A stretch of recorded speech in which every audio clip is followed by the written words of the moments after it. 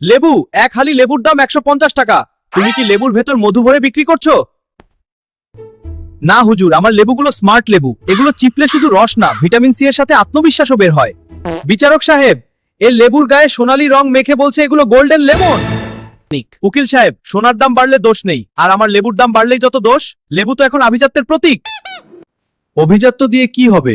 সাধারণ মানুষ তো ভাতের পাতে লেবু খুঁজে পাচ্ছে না। হুজুর, লেবু এখন খাওয়ার জিনিস না, শোকেসে রাখার জিনিস। আমি তো দেশি ফলকে ড্রয়িং রুমে জায়গা করে দিচ্ছি। হুজুর, ও তো কালকে কাঁচামরিচকেও গ্রিন ডায়মন্ড বলে চড়া দামে বিক্রি করার পরিকল্পনা করছে। এই মামলার রায় দিন বিচারক। লেবু, তোমাকে কেন কারাদণ্ড দেওয়া হবে না? স্যার, জেলে গেলে তো ফ্রিতে ডাল ভাত পাবো, কিন্তু সাথে লেবু পাবো তো? বাইরে তো লেবু এখন দুষ্প্রাপ্য। দেখুন হুজুর, ওর সাহস। আদালতের ভেতরেও ব্যবসার কথা ভাবছে। লেবু, তোমাকে 1 সপ্তাহের বিনাশ্রম কারাদণ্ড দেওয়া হলো, তবে জেলখানায় কয়েদি লেবু ছাড়াই ভাত খেতে হবে।